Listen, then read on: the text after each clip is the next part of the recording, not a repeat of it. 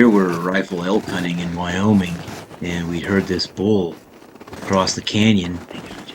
So we made our way down in, started up the other side. He's up in there somewhere. We can hear him, and I see his cows every now and then. And they're kind of moving our direction, but off to the right. So we're trying to move up in there and intercept him.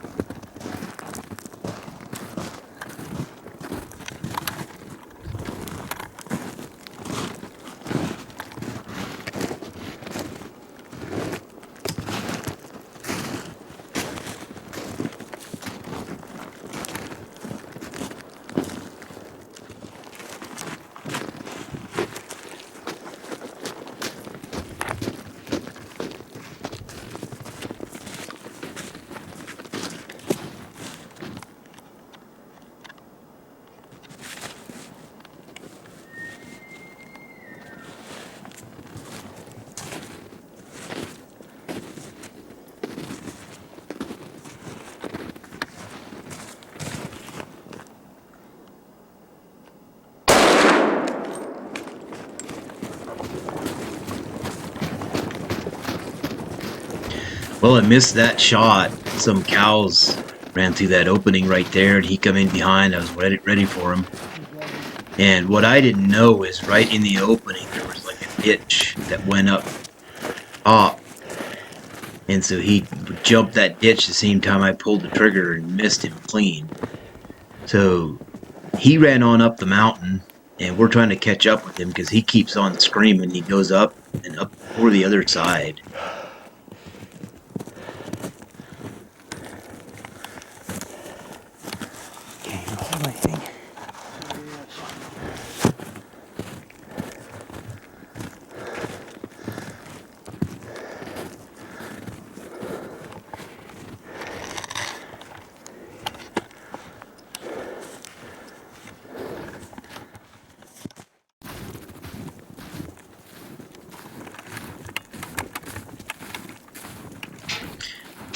As the bull went up the other side and went down the mountain, and he started going off to what would have been our left, suddenly there was two bulls down in there. You'll hear several bulls screaming, and so we're trying to parallel them, maybe even trying to get ahead of the herd as we're walking up above them.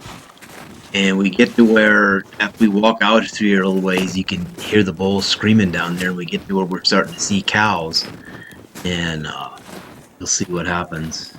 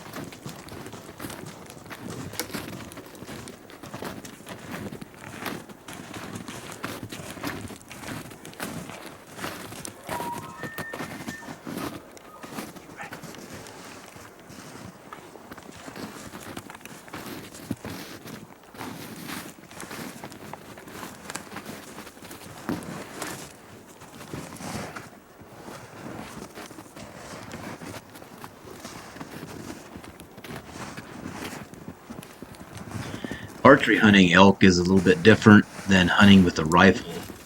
When I'm archery hunting, I like to set up, call, try to get the bull to come to me. When I'm rifle hunting, for sure if they're talking, like this was October 15th, and they were still bugling, pushing the cows. It hadn't snowed hard enough to bring the bulls down off the mountain. And so he was just bugling. With my 300, I knew that if I get in on him, all I had to do was just cluster on him and shoot. So I get a little bit more aggressive when rifle hunting.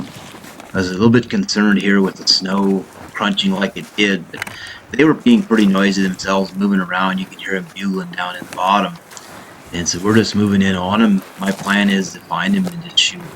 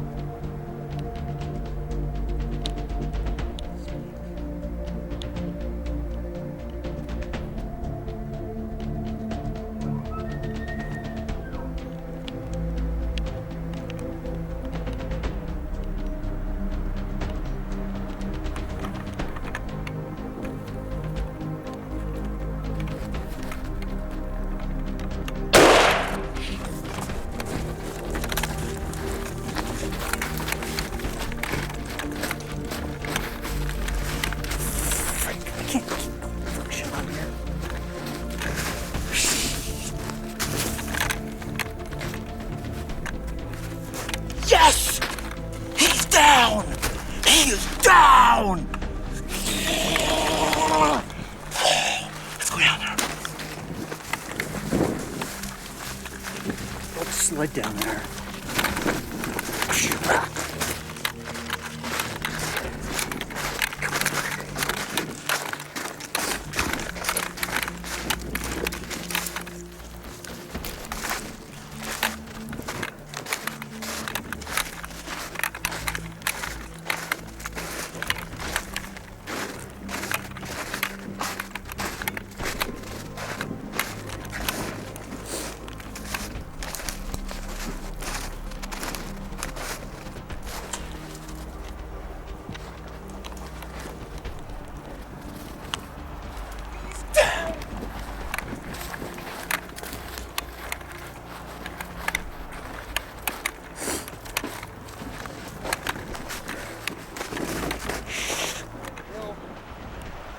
Start bugling.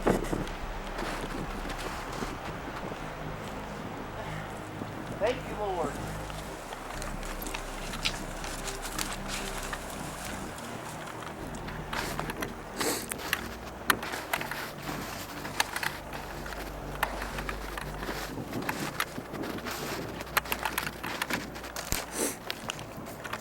Wow.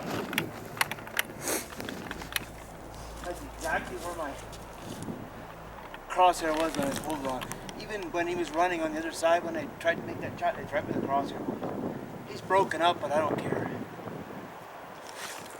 I busted him. The antlers are broken? Yeah. Fighting. Oh, from fighting. Bull down. Wow. That was exciting. Did you see where the cows were kind of going through a little spot? Yeah. Did you have it on him when I shot? I think I got it for like a second. It was only a second. I kept seeing so many cows go through this. There's an opening like that. It's 150 yards up there. And these cows just kept going through and going through, and I didn't want to go out of that hole because I figured that's the only shot I had. I mean, it was a hole this wide down through the trees. It wasn't even really an open hole. And I kept going to the right just a little bit of the hole. And all of a sudden, I see his antlers coming through. Put it back in the hole. As soon as he hit that hole, I shot.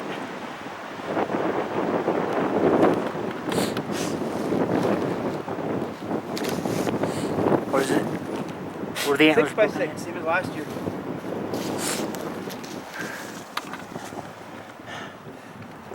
Well, it's about 8 o'clock on Sunday. opening day elk season.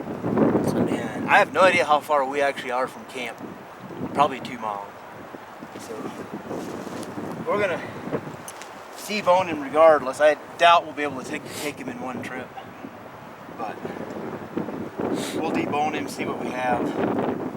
We got a good pack to do it with. We'll just have to work on it. See where we get here in about 2 hours. This will take 2 hours? Shouldn't. Here, we're gonna pull up on that.